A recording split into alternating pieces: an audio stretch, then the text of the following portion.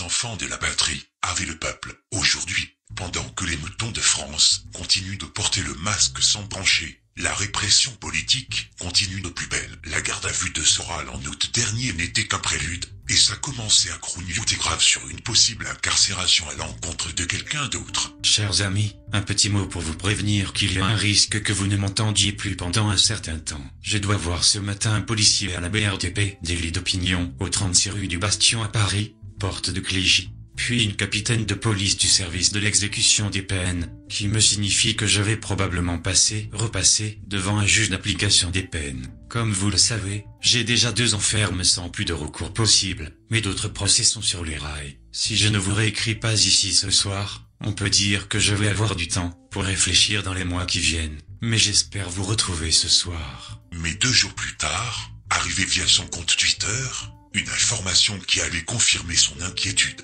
Des nouvelles, et pas des bonnes. La capitaine de police qui avait Hervé Ryssen jeudi, nous a informé en début d'après-midi qu'il aurait été incarcéré à la maison d'arrêt du Fleury-Mérogis hier soir. Il a refusé d'avoir un avocat. Nous essayons d'avoir confirmation de cette information par la maison d'arrêt directement, sans succès pour le moment. Nous vous tenons informés dès que cette information sera bien confirmée. Merci pour votre soutien.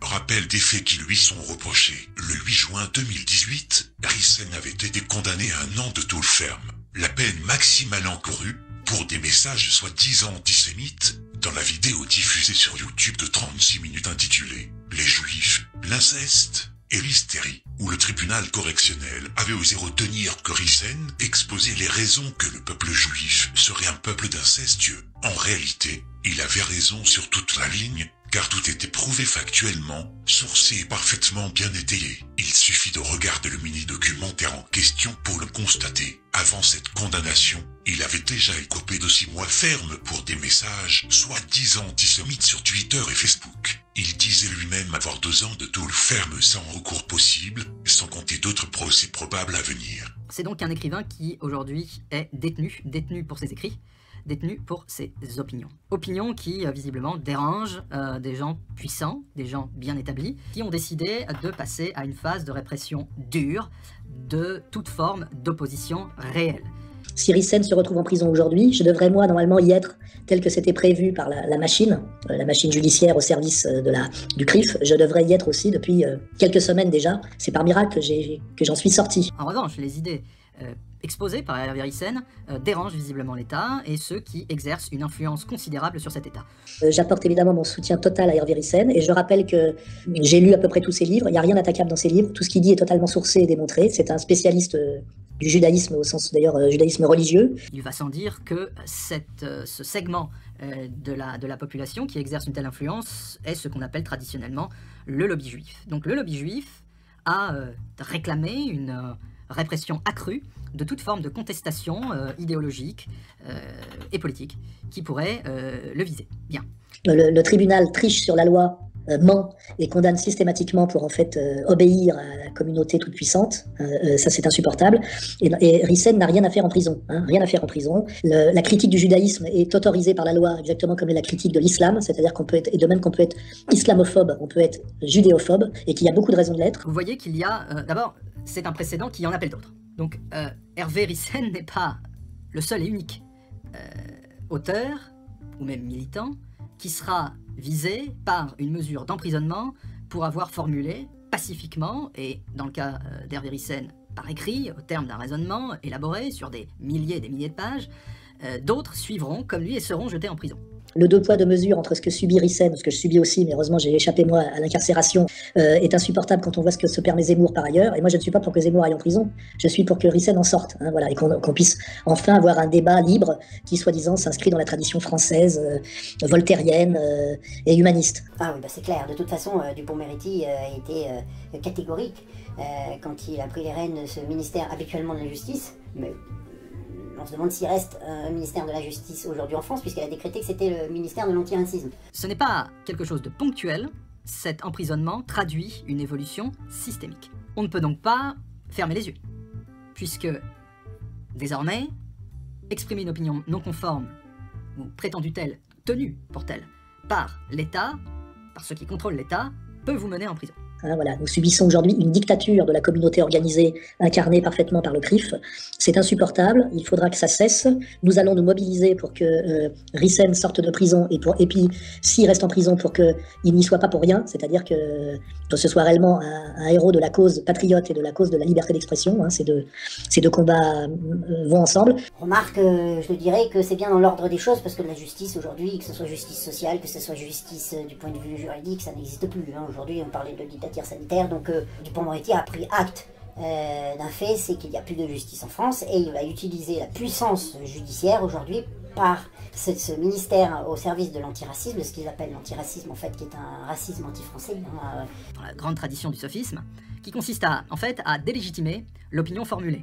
Comment? Eh bien tout simplement en refusant à cette opinion le caractère d'opinion. Et on arrive à cette insanité qu'on aurait pu trouver typiquement lors d'une discussion entre rabbins au terme d'un exercice de pile-poule, qui consiste à dire « l'opinion de Rissen est dérangeante, nous voulons l'interdire, la liberté d'expression empêche d'interdire des opinions, qu'à cela ne tienne, les opinions d'Hervé Rissen ne sont pas des opinions, ce sont des délits. » Bon. Sophisme intégral, puant le vice, mais qui permet comme ça, par une pirouette sémantique, de légitimer ce qui bien évidemment ne peut pas être légitimé si l'on croit à la liberté d'expression, et surtout si l'on veut user de sa liberté d'expression. Nous allons d'ailleurs lancer une pétition et demander à tous les gens qui prétendent défendre la liberté d'expression pleine et entière de se mobiliser. Hein, je pense à des gens comme Chouard, je pense à des gens comme Elisabeth Lévy. Et nous sommes aujourd'hui la résistants à cette oligarchie mondiale, cette incarcération de Hervé Rissen pour, d'après ce que j'ai compris, une condamnation de 9 mois, alors que depuis Taubira ou Ségolène Royal, on n'embastille plus les condamnés pour des peines en dessous de 2 ans. Là, on est dans un 2 poids 2 mesures strictement insupportable. Alors, par ailleurs, j'aurais un peu de mal de parler de mes divergences avec Rissen, qui est actuellement incarcéré à Fleury-Mérogis. Hein. C'est quand même la plus grande prison d'Europe, et une prison quand même de jeunes, qui peut être assez violente et en plus assez vétuste. Donc j'espère que ces conditions ne sont pas trop mauvaises. Donc on sent bien, on sent très bien que il y a un effet, je dirais, Dupond-Moretti, Darmanin, et que ça va être une tournante judiciaire entre ce ministère de l'Intérieur et ce ministère de l'antiracisme. Voilà. Nous nous occupons déjà d'entrer en contact avec lui et d'essayer de lui apporter toute l'aide que nous pouvons de l'extérieur, hein, malgré nos quelques divergences on va dire de stratégie politique. Hein. C'est un combattant patriote, et nous on ne tourne pas la tête, hein, quand un combattant patriote tombe. Ces gens-là sont soumis à la politique, au politiquement correct, sont soumis à ceux qui sont les représentants du Judapo en France, c'est-à-dire la LICRA et le CRIF, et aujourd'hui tous ceux qui disent la vérité, que ce soit Soral, que ce soit Rissen, que ce soit Renoir, que ce soit Dieudonné, un spectacle en vérité très symbolique. Nous savons, nous tous, que l'ère du lynchage judiciaire... Donc nous allons mettre toute l'énergie de R au service de sa libération et de sa défense, puisque n'oublions pas que si Rissen est en prison aujourd'hui, seul, normalement je devrais y être aussi, hein. C'est qu'il a décidé sans doute de ne pas s'exiler, il a décidé d'être sacrificiel et héroïque. Et aujourd'hui c'est ce qui va se passer, c'est le volcan de la justice, le volcan de la vérité qui va sortir, et ils pourront taper autant qu'ils veulent, ils pourront incarcérer Rissen, Renoir, Soral, Dieudonné, Benedetti, la justice va triompher, j'en suis convaincu. Donc, au XXIe siècle, le pouvoir juif fait enfermer au cachot un Français de souche qui les critiquait et continue de persécuter les penseurs autochtones du pays qui les a accueillis depuis tant de siècles. L'ubris la démesure. On revient ce matin sur le dossier Hervé Rissen, du nom de ce militant antisémite récemment incarcéré après de multiples procès et condamnations dont vous êtes parfois d'ailleurs à l'origine. Est-ce que vous pouvez tout d'abord rappeler peut-être à ceux qui l'ignorent, qui nous écoutent, qui est justement Hervé Lalin, dit Hervé Rissen, et pour quelle raison a-t-il été incarcéré? Et on commence avec ces affiches qui font polémique dans les rues de Paris. Vous les avez peut-être aperçues, affiches publicitaires pour un livre baptisé La Mafia Juive. Alors Hervé Rissen, c'est un militant d'extrême droite, un antisémite assumé qui se revendique lui-même comme tel.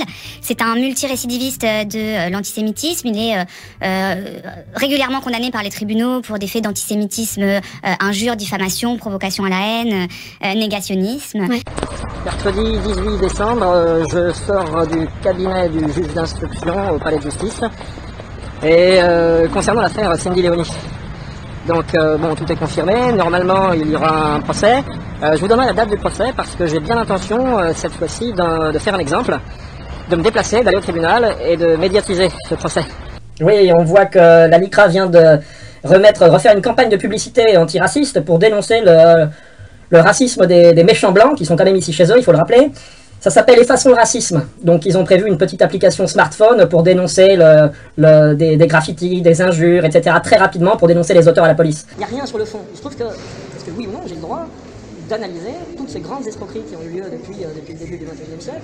Tax Carbone, Madoff, Jordan Belfort, le loup de Wall Street. Moi je ne me suis pas contenté, c'est ce que je viens juste de dire à l'instant, je ne me suis pas contenté de regarder le film de Martin Scorsese. J'ai aussi lu le livre de Jordan Belfort, je peux vous affirmer qu'il dit qu'il est juif, il est fier de l'être, et il est fier aussi, il est content d'escroquer la bourgeoisie white anglo-saxonne protestante. Je vais porter plainte contre le ministère de l'Intérieur devant le tribunal administratif pour excès de pouvoir.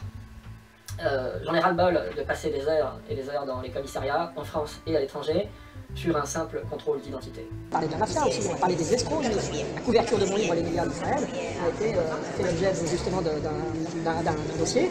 Et je crois que je vais revenir cela pour 3 points que je vais faire uniquement pour la couverture, où je présente effectivement une caricature d'escroc qui est supposé caricaturer un financier juif ou un escroc juif, avec le cigarette, etc. Et comment prendre l'argent dans la poche des gueules. Madame le Président, c'est antisémite. J'entends parler sur France Inter notamment, mais aussi sur France Info, puis sur un petit peu tous les médias, que le méchant Donald Trump a été élu grâce aux voix de petits blancs déclassés, un peu bas de plafond, sans diplôme, qui se seraient mobilisés parce qu'ils se sentiraient un petit peu à l'écart de la mondialisation. Ok, très bien, Donald Trump, un gros facho dégueulasse, a été élu par des abrutis de blancs. Il n'en reste aujourd'hui aucune trace, mais il y a quelques jours, ce riverain découvre une affichette qui ne laisse pas indifférent. L'affiche se trouvait sur ce mur. C'est en fait la couverture d'un livre d'Hervé Rissen paru il y a 2 ans. L'auteur, militant d'extrême droite, prône la théorie du complot. Pour ce riverain, c'est une provocation. C'est-à-dire qu'on fera le procès du judaïsme. Moi je me sens pas du tout dans la situation, dans la position d'un accusé ou d'une victime. On va faire le procès du judaïsme. On attaquera sur la question de l'inceste puisque c'est un sujet important et Cindy Léonie justement m'attaque sur ce point. Alors évidemment ça vient de la LICRA, une fois de plus, cette grande association antiraciste, on sait d'où ça vient, on sait quelle est son origine. C'est toujours le même schéma, c'est-à-dire que dans le clip vidéo qu'a concocté la LICRA, on voit qu'il ne faut pas du tout s'en prendre ni aux Noirs, ni aux Arabes, ni aux Juifs, évidemment. Le Juif se mélange toujours aux autres pour montrer que c'est un homme comme les autres, ce qu'il ne croit pas un seul instant lui-même, au passage, il faut le dire. J'en ai marre de me faire arrêter, j'en ai marre de recevoir des convocations. Le fait est, et je l'ai appris de la CNIL, la Commission nationale de l'informatique et des libertés, l'organisme auquel j'ai écrit, j'apprends effectivement que j'ai un dossier sûreté de l'État, comme les terroristes. Quand en 2008 Obama a été élu, est-ce que vous parliez de son électorat noir, populaire, drogué, alcoolique, débile profond? Non, vous n'en parliez pas. Alors pourquoi ces 2 poids 2 mesures? Quand il s'agit de petits blancs, ce sont forcément des crétins, et quand c'est des noirs, c'est forcément des gens très intelligents. Il le dit, il l'affirme. Alors voilà, moi je débat toujours sur le fond, j'apporte des arguments, eux n'apportent aucun fond, c'est toujours l'antisémitisme. Quand elle n'est pas une opinion, c'est un délit, donc il faut le condamner lourdement. La procureure a réagi de la même manière, elle réclame la confirmation de ses peines de prison ferme. Et moi, en tant que juif, je me suis senti révolté. Donc, autrement dit, de la tristesse et de la révolte, c'est certain. Donc, et puis ensuite, le besoin de se dire que cette affiche, qui est une injure et une insulte, en ce qui me concerne, ne devait pas rester. On attaquera aussi sur la mafia, puisque c'est un des points qui est soulevé aussi. On attaquera sur le mondialisme, sur l'immigration, on attaquera aussi sur les guerres au Proche-Orient, parce que ce sont des fauteurs de guerre. Cette vidéo dénonce aussi le racisme anti-français. Voilà, il faut quand même, c'est sympa d'avoir pensé à nous, merci. Hein. Je vous rappelle quand même qu'on est ici, chez nous les Français, nous les Blancs, on est chez nous ici. C'est pas le pays des Africains, la France, c'est pas le pays, un pays musulman, c'est pas un pays chinois, pakistanais, juif ou je ne sais quoi, c'est le pays des Français, la France. C'est un pays européen, c'est un pays blanc. Eh bien moi aussi, j'ai un dossier sûreté de l'État. Les crimes que j'ai commis jusqu'à présent sont inexistants, j'ai simplement écrit une dizaine de livres, mais qui sont visiblement suffisamment forts, pour les terroriser. Ok, bon, maintenant vous regardez les statistiques dans les universités, dans les grandes écoles, que ce soit aux États-Unis ou en France, pardonnez-moi, mais il y a une différence de niveau qui n'est pas défavorable aux Blancs globalement, qui est plutôt favorable aux Juifs ashkénazes et aux Chinois. Que ça vous plaise ou que ça vous plaise pas, c'est comme ça. Alors moi j'ai beaucoup parlé au début quand on m'a laissé la parole. Ensuite les avocats des parties civiles ont parlé, le procureur a parlé, mon avocat a parlé. Je suis là sur le tard, j'ai parlé 3, 4, 5 minutes de plus, je sais pas. C'est ce que vous voulez, que j'ai tourné le dos, quoi. Parce que je sais que ça sert pas à grand chose, franchement je m'attends pas à un miracle. Une quarantaine de ces publicités sauvages placardées dans Paris et sa proche banlieue ont été aussitôt retirées par les services municipaux. Alerté, le Bureau national de vigilance contre l'antisémitisme a porté plainte pour incitation à la haine raciale. On fera le procès du judaïsme, on fera des autocollants, on fera des affiches, ça sera le procès du judaïsme. On va pas se laisser faire par cette petite poignée de cosmopolites qui entendent établir la dictature, une dictature non seulement en France, mais sur l'univers tout entier. C'est encore un des points qui est soulevé par Mansley Rouge. Alors cette publicité multiraciale, qui accrédite l'idée que la France serait ouverte à tout le monde. Il faut ouvrir son cœur, ouvrir son esprit, ouvrir son cul aussi pendant qu'on y est. On n'est pas du tout sur cette ligne, nous. Nous, on pense que nous, les Français, nous, les Blancs, en Europe, on est ici chez nous. Et en France, nous, les Français, on est chez nous. Mettez-vous ça dans le crâne, juif. Alors, il faut que les têtes d'œuf du ministère de l'Intérieur comprennent une chose. C'est que, contre la force de l'esprit, vous ne pouvez rien faire. Vos super flics du GIGN, du RAID, de l'antiterrorisme, ne peuvent rien faire. Ils peuvent me tuer. Vous pouvez me tuer, certes. Mais le travail a été fait. Autre chose, dites-moi, vous parlez toujours du milliardaire Donald Trump. Oui, ok, il est milliardaire. C'est pas un très gros milliardaire, mais enfin, il est quand même milliardaire. On est quand même assez loin, si vous voulez, des milliards, des dizaines et des dizaines de milliards de George Soros ou des 5 plus gros donateurs pour la campagne d'Hillary Clinton. Parce que ça, c'est paru sur des journaux israéliens. Hein. Les 5 plus gros donateurs d'Hillary Clinton étaient des fortunes juives, judéo-israéliennes. Je vais en prison. Ça fait 15 jours que je me prépare à ça. J'ai pas envie de redire ça dans 3 mois. Ça, c'était au début, et la présidente m'a rassuré en me disant qu'il y avait de fortes chances que je ressorte libre. Bon. Pour ce spécialiste de l'extrême droite, le plus significatif, c'est de retrouver l'auteur de ces affiches dans les colonnes de ce journal vendu en kiosque. Une prise de position radicale pour l'un des deux candidats à la succession de Jean-Marie Le Pen. Donc voilà, cette fois-ci, on va se défendre, ou plutôt, on va attaquer. Donc, je vous tiendrai au courant de la date du procès. J'espère que vous serez nombreux à venir. Et vous inquiétez pas, ça se terminera comme d'habitude. Salut à vous. Parce que les juifs de la LICRA, cette petite minorité qui est, en termes de population, vous êtes quoi? Vous êtes 600 000, vous dites? Ça veut dire 1% de la population française, même pas 1%. C'est ça, et la LICRA, c'est combien par... Vous représentez quel juif? C'est-à-dire que vous ne représentez rien, et vous voulez faire la loi chez nous pour nous dire que la France est multiculturelle, africaine, un petit peu arabe, musulmane, chinoise, pakistanaise, japonaise, ou tout ce que vous voulez. Non, c'est pas du tout notre discours. Donc, globalement, je vous emmerde, je vais porter plainte contre le ministère de l'Intérieur, même si je sais que ça ne va pas aboutir à grand-chose, mais si vous voulez, cette vidéo me donne l'occasion quand même de dire que moi, écrivain, je suis considéré aujourd'hui comme un terroriste. J'ai un dossier sûreté de l'État, comme le peuvent l'avoir les personnes que la République estime très dangereuses. Je n'en suis pas peu fier. Ça, vous n'en faites pas beaucoup mention sur France Inter ou sur France Info. Sur France Info, on aime beaucoup dire oui, France Info. Ça, vous ne le mentionnez pas. Alors, ce que je sais, c'est qu'il y en a des gens en face de nous, des gens qui sont malhonnêtes. Alors, j'ai appuyé là-dessus parce que tous les avocats des parties civiles a cité un texte d'un de mes bouquins, je ne sais plus lequel, mais en tronquant, et là je l'interromps. Bon, la présidente n'aime pas qu'on interrompe les avocats, c'est normal, mais je l'interromps, je dis, donnez-moi la phrase précédente. Moi je savais parce qu'elle m'accusait en fait de montrer que les juifs avaient tous un problème psychologique suite à l'Holocauste, à la Shoah de la Deuxième Guerre mondiale. Voilà. Et la phrase précédente, je crois que je citais ou Franz Stefan Zweig ou Franz Kafka, ou Freud, un des trois, où cet intellectuel juif disait, donc au début du XXe siècle, ou dans les années 20, qu'effectivement il y avait beaucoup de problèmes psychologiques chez les juifs, beaucoup de suicides. Je dis, ouais, c'est pas la Shoah, c'est pas la Shoah, la Shoah c'est les années 40. Donc des juifs qui ont des problèmes psychologiques et qui se suicident, au début du XXe siècle, ça montre, ce témoignage montre que le traumatisme date d'avant la Shoah. Voilà. Et par le biais des journaux ou de ces affiches, tous les moyens sont donc bons pour soutenir le candidat le plus radical. Notre avocat d'Avocats sans frontières laisse entendre qu'au procès précédent, j'étais arrivé avec une liste de juifs pour dénoncer les juifs, comme si, vous voyez, enfin vraiment le truc atroce. On repère uniquement les juifs et puis on les liste dans le but, j'imagine, de les exterminer. Voilà. Je dis non, c'est pas ça. J'avais amené une liste, effectivement, de gens issus de la communauté juive qui ont déclaré explicitement avoir été abusés sexuellement par leur père ou leur mère. Voilà, donc c'était une liste d'exemples. Et vous voyez ce que je veux dire, c'est qu'ils présentent les choses d'une manière telle à susciter le rejet de la part du tribunal.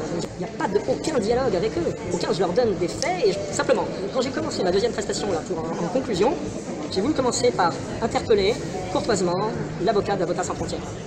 Simplement, et je lui ai dit, est-ce que vous pouvez reconnaître simplement le rôle de certains juifs dans la révolution bolchevique? Et là, la présidente a coupé court, on dit non, on ne repart pas là-dedans, vous ne parlez pas aux autres avocats. Mais il était prêt à me répondre là. La question était très claire. Juste certains juifs, le rôle de certains juifs dans la révolution bolchevique. Parce qu'il nie les évidences. C'est comme s'il y avait une vache dans un couloir. Je vois une vache dans un couloir, je dis il y a une vache dans un couloir. Si vous me dites qu'il n'y en a pas, bon, bah, on passe à autre chose, on s'entend, c'est pas la peine de parler. Nous, on vous dit, juifs, si vous n'êtes pas contents, si vous n'aimez pas les Français tels qu'ils sont, dégagez, rentrez chez vous en Israël. Il suffit de regarder votre site internet, il suffit d'écouter Radio Communauté Judaïque FM.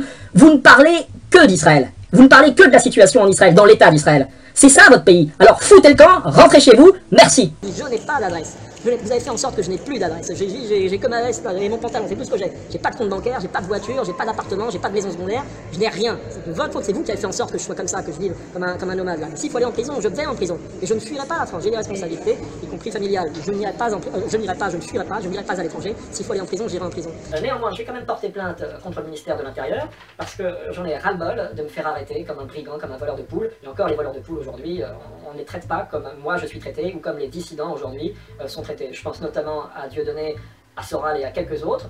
On les traitait ici, chez nous en France, comme des étrangers. On ne débat pas sur le fond, c'est uniquement, il n'y a pas de débat.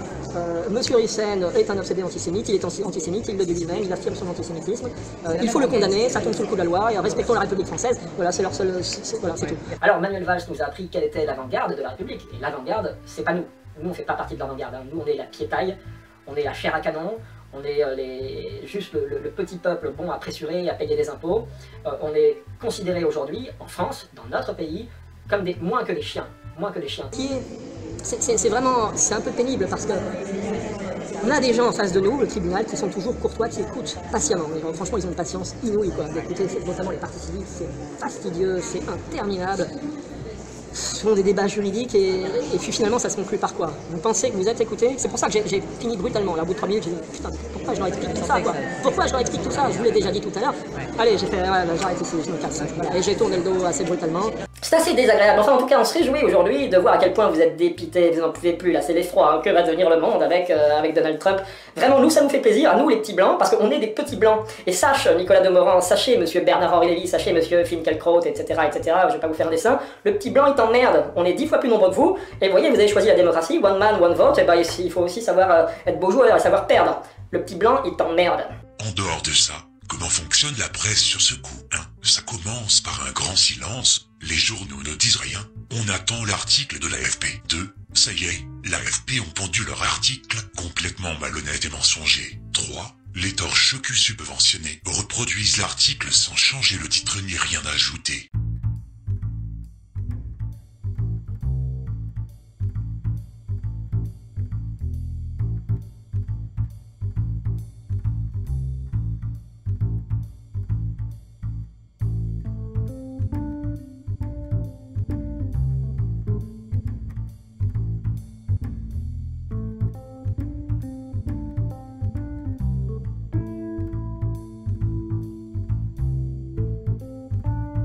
On ose dire que Rissan serait un négationniste, remonteur en langage juif, alors qu'en fait, il évite soigneusement le révisionnisme qui touche à 39, 45. Mais comme d'habitude, l'AFP ne précise même pas le prétexte qui a été choisi. Quelle est la petite phrase qui justifie la prison? Ça. Si c'était un braquage, on aurait droit à quelques détails, les circonstances du crime, le montant volé, le nombre de blessés. Mais dans une affaire de propos antisémites, le public n'arrive jamais à connaître la teneur des propos, comme prévu. Nous avons attentivement observé parmi les cadres de la droite nationaliste, ainsi que les autres, ceux qui défendaient le patriote Hervé Rissen, emprisonné par ce même pouvoir depuis la semaine dernière. Et ceux qui ne l'auront pas fait publiquement pourront être catalogués comme des traîtres. Et bien sûr, ne pas oublier ceux qui se réjouissent, à commencer par le nabos et Farah de pinceurs de fesses en pyjama rayé. L'année 5781 commence bien. Le gourou antisémite, Hervé Rissan, a été incarcéré le 18 septembre, suite à 3 condamnations à des peines de prison ferme pour propos antisémites ou négationnistes. Mazel Tov, autour des 2 amis Alain Soral et Dieudonné. Petite merde, salopard. Mais oui, bien sûr, il évoque cette date relative au calendrier hébraïque, qui est tout de même une remarquable coïncidence. Mais en dehors de ça, ce calendrier est une grosse arnaque concernant le chiffre, car on ne trouve aucune trace des Juifs nulle part avant le 7e siècle avant Jésus-Christ. C'est con, hein? Je dis ça à tout hasard. Les Juifs ont décidément une tendance systématique à gonfler les chiffres. Culture de l'usure. Derrière les barreaux, un antisémite en moins en libre circulation. C'est ça, ouais. Si on devait enfermer aussi facilement les anti-français que les antisémites, la prison de Fleury-Mérogis ne serait pas assez grande. Et bien enfermons-le dans un camp entouré de barbelés avec des miradors aux quatre coins. Cela te ferait plaisir, petite conne. Il y a suffisamment d'antisémites sur internet pour en parler. Moi j'ai grandi en Haute-Garonne où les juifs sont présents depuis l'Antiquité et font partie de l'histoire de la ville. J'ai grandi parmi eux et aucun ne m'a jamais porté préjudice. J'ignorais que vous étiez comique. Avec des fautes d'orthographe comme d'habitude, mais ces gens-là savent pas écrire, on le sait. Papacito. Pardon? Pardon. Qui Pacito? Ah, quand même. Le dernier des Visigoths, je ne sais pas, mais le dernier des cons, c'est sûr. Quelle inculture crasse et courte vue. Il valide même le concept antisémite d'Internet. C'est affligeant. Il aura peut-être un rôle dans la N2 de Kassovitz, entre boxeuses d'opérette. Mais toujours dans la série de ceux qui se réjouissent de voir Rissen en cabane, vous avez Mendes, France qui vient cracher son venin sur un individu suffisamment respectable. Le militant d'extrême droite radicale Averissan est en tôle pour son antisémitisme et son négationnisme exalté. Bien, sauf pour un membre éminent du Bureau national du Rassemblement national. La normalisation du RN est une fiction. Sale con. Monsieur Averissan emprisonné pour délit d'opinion. Il y a donc des prisonniers d'opinion en France aujourd'hui. Monsieur Dupond-Moretti ignore-t-il le vibrant plaidoyer de Monsieur Macron en faveur du droit au blasphème, ou bien ce droit ne fonctionne-t-il que dans un sens? Enfin des paroles de bon sens. Vous savez, étant donné que je ne peux pas chanter, on devrait prendre la chanson du regretté Eric Moreno, « Oh mon beau bateau », et modifier les paroles par celle-ci. « Oh mon beau Bruno, tu es le plus beau de tous les Bruno, tu devrais faire la météo, avec toi, il ferait toujours beau. » Redevenons sérieux. Conséquence de son tweet, un bon gros tollé vis-à-vis des parasites de la pensée unique, à commencer par le mouilleur Habib, qui ramène son groin pour défendre sa communauté comme d'habitude. Toujours membre du bureau du Rassemblement national, Bruno Gollnisch défend Hervé Rissan, négationniste et antisémite assumé. Ce n'est pas une opinion, c'est un délit. Après l'aspirateur, Marine Le Pen, il faut passer la serpillière voir le Karcher. Non mais va te faire foutre, pour qui tu me prends? Non mais je suis pas ta bonne, hein. Comme vous l'avez constaté, il ne va jamais fermer sa gueule le mangeur de shawarma et de houmous. Et en parlant de Marine Le Pen, qu'en pense son ex-amant? La liberté d'expression n'autorise pas toutes les provocations ou toutes les abjections. Je croyais que c'était clair et que ça allait de soi. Manifestement non. Les propos de Gollnisch n'engagent qu'à lui-même et ne nous engagent en aucun cas. Enculé. Pas très élégant tout ça. Tout le monde sait que les opinions de Bruno Gollnisch sont inattaquables dans ce domaine. Pourquoi le charger? Tu n'en feras de toute manière jamais assez. Et vu ton ex, cette poissonnière qui t'arrête vite et qui continue à s'aplaventrir, eh bien, il n'y a qu'un seul mot à dire. Salope! Vous vous y connaissez pourtant en termes de contradiction, Bruno Gollnisch. Avez-vous oublié que vous avez expressément reconnu l'existence des chambres à gaz dans une décision de justice? Oh là! Toujours la parabole de la poutre et de la paille. Il défend Nordal Lelandais, violeur de fillettes dont sa cousine de 7 ans, assassin d'enfants et de jeunes hommes, et il ose encore parler sur les autres. Pourquoi tu parles des chambres à gaz? Ça intéresse qui? T'es un peu monomaniaque, mon pauvre. T'aurais besoin d'une bonne psychanalyse. Non mais sérieux, aucun avocat n'aura assez de couilles pour lui dire de se la fermer. Faut être cohérent un peu. Au lieu de ça, vous avez un de ses confrères issus de sa même communauté, l'inénarrable Ariel Goldman, avocat juif ultrasionnaire, et auteur d'un tweet antérieur particulièrement hallucinant, préconisant la pénalisation du complotisme. Je vois beaucoup de personnes s'étonner du soutien de Bruno Gollnisch à Rissen. Ce qui est étonnant, c'est de trouver cela étonnant. Quant à Bruno Gollnisch, il faudra qu'il s'y fasse. Mais l'antisémitisme est un délit, et non pas une opinion. Alors là, il faut attirer l'attention sur cette dernière phrase digne d'un comportement compulsif et conditionné. L'antisémitisme est un délit, et non pas une opinion. Et ça fait partie du vocabulaire particulièrement gauchiste.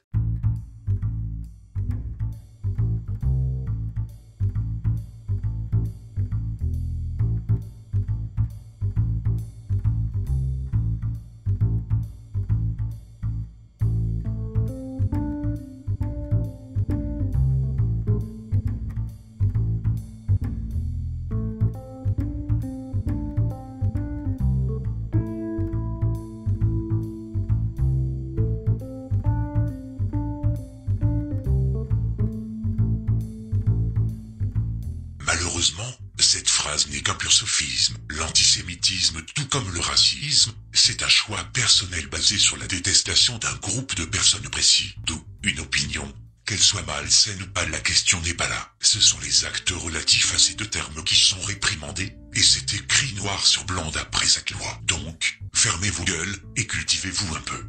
C'est clair. Et moralité dans tous ces commentaires rageux à l'encontre de Goniche, ce dernier confirme le constat suivant. C'est vraiment curieux de voir à quel point ceux qui prétendent lutter contre les discours de haine ne peuvent s'empêcher d'être haineux et injurieux, sans cependant pouvoir citer un seul mot de moi hostile à qui que ce soit en raison de son origine ou de sa religion. En résumé, combattre les discours de haine tout en les pratiquant soi-même. Et pour finir, le rabbin Fari, le mec qui avait défrayé la chronique il y a une quinzaine d'années sur son affaire d'automutilation par un islamiste imaginaire, vient ramener sa fraise avec sa mauvaise foi habituelle.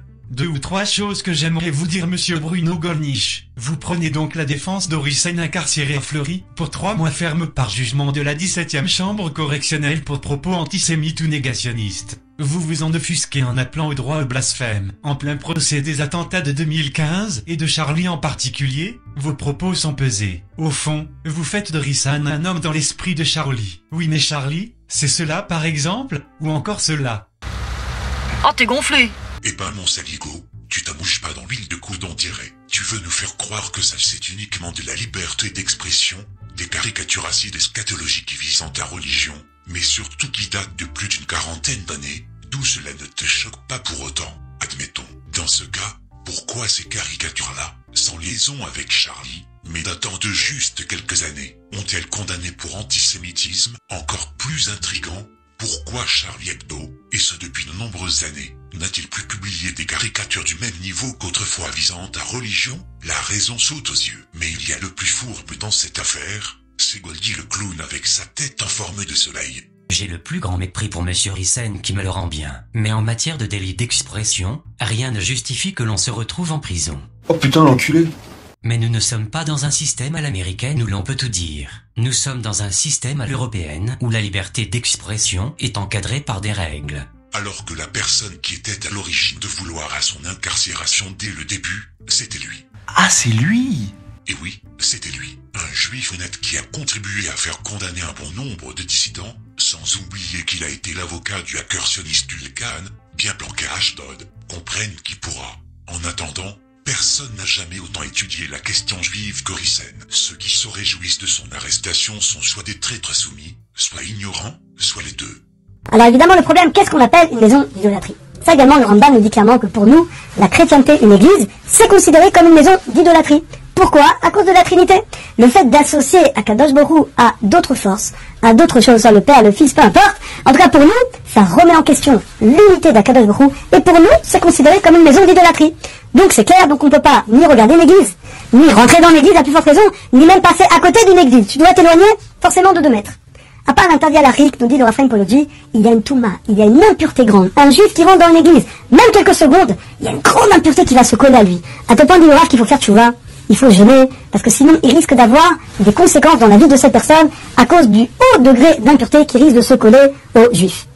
Il y a eu la question par un juif qui avait une société de climatiseurs, et il avait obtenu un gros contrat pour toute la ville, toutes les administrations, des centaines de climatiseurs il devait installer. Et le problème c'est que la ville lui a demandé dans son contrat d'installer des climatiseurs dans l'église. Et donc il a demandé au Rav Yosef Zichrono Livracha, j'ai le droit ou pas? Si je rate le contrat, c'est une perte terrible pour ma société. Mais de l'autre côté, ça me fait rentrer dans l'église. Eh bien le Rav lui a répondu, tu n'as pas le droit de rentrer dans l'église. Tu vas accepter le contrat, tu vas envoyer des goïms, tu vas envoyer des non-juifs à ta place. Et c'est les non-juifs que tu vas sous-traiter qui vont mettre les climatiseurs dans l'église. Mais toi le juif, tu n'as pas le droit de rentrer dans l'église. Donc même pour une raison de parnassa, de travail, attention, on n'a pas le droit. Donc un juif qui voudrait plomber, je sais pas, installer quelque chose, réparer quelque chose dans l'église, même pour la parnassa, il n'aurait pas le droit, uniquement s'il envoie un non-juif. Après avoir été dématrixé avec l'affaire Dieudonné en 2014, certains ont commencé à voir que d'un côté, on pouvait chier sur le christianisme, caricaturer Mahomet, mais dès qu'on faisait des blagues sur le judaïsme, tout l'appareil d'État était mobilisé. Étant attaché à la liberté d'expression, n'importe qui pouvait être choqué de ce 2 poids 2 mesures en faveur d'une communauté religieuse ne représentant que 0,7% de la population. Rissen, la bête noire de la Likra et du Krif, nous expliquait ce qu'il produisait un tel rejet du judaïsme. Loin d'être un pamphlet virulent à la Drummond, l'auteur citait posément des intellectuels juifs. Rissen montrait également, par des citations, que le talmudiste qui prône l'ouverture des frontières et le métissage pour les autres est en fait ultra-nationaliste pour Israël, et ne se mélange pas. L'attitude des juifs institutionnels est stupide. La censure ne fait qu'attirer la curiosité sur ceux qu'ils diabolisent. Ils offrent une tribune en or à Rissen, qui n'a pas droit aux honneurs des plateaux TV pour présenter ses livres. Il est d'autant plus redoutable qu'il ne fait que compiler des citations d'auteurs juifs et les commente sur un ton détaché, comme le ferait un universitaire. C'est plus difficile à attaquer que la démarche polémique d'un Soral. Par exemple, faute de pouvoir attaquer le message, ils s'en sont pris au messager. Au prochain épisode, abonnez-vous en masse sur cette chaîne tout en n'oubliant pas de valider la petite cloche, tout comme ma chaîne de secours, afin d'éviter les surprises de la censure. Vous pouvez me soutenir financièrement sur PayPal si vous le souhaitez. Partagez au maximum sur Facebook et Twitter. Réfugiez-vous sur Gab, le Twitter alternatif, sur MeWe, et VK, le Facebook russe, ainsi que sur Discord. Tout va bien dans le pire des mondes, d'autres déclarations suivront. À très bientôt.